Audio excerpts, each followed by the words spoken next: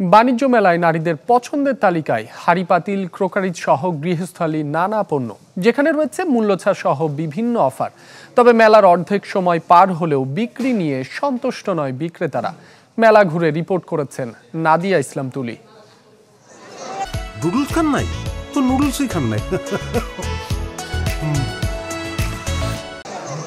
যানজট ঠেলে রাজধানীর আজিমপুর থেকে বাণিজ্য মেলায় এসেছেন মুন্নি আক্তার। ঘুরে ফিরে দেখছেন গৃহস্থালী পণ্যের বিভিন্ন স্টল।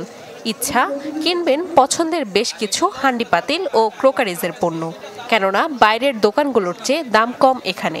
ঘুরে ঘুরে দেখলাম সবগুলো, এখনো মোটামুটি হালকা পাতলা কেনাকাটা হয়েছে, ভালোই রিজনেবলের মধ্যেই আছে। এবার বাণিজ্য মেলায় নারীদের পছন্দ এসব দোকান, ফলে ভিড়ও তুলনামূলক বেশি।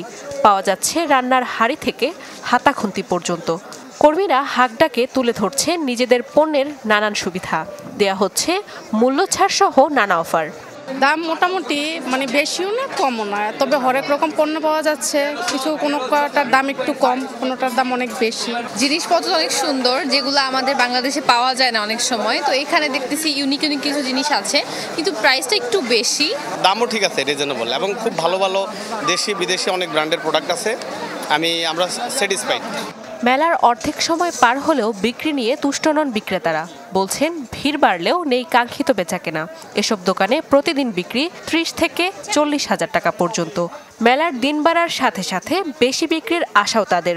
আমাদের এক একটা কাউন্টারে এক এক হিসাব, কোনো জায়গায় দেখা যাচ্ছে 30,000 40,000 এমন হচ্ছে আর কি। এক একদিন এক এক সেল, কম আর বেশি মিলিয়ে মোটামুটি ভালোই আছি আমরা এখন। বাৎসরিক একটা টার্গেট নিয়ে আসি, তো এখনো ওই টার্গেট আমাদের হচ্ছে না, বা এভাবে চলতে থাকলে আমাদের মনে হয় আশা করি বড় একটা লস হবে। মানুষ কেনাকাটা করছে, মানুষ আসছে, সব দিকে সারা পাচ্ছি, আমাদের কোনো প্রবলেম হচ্ছে না ইনশাআল্লাহ।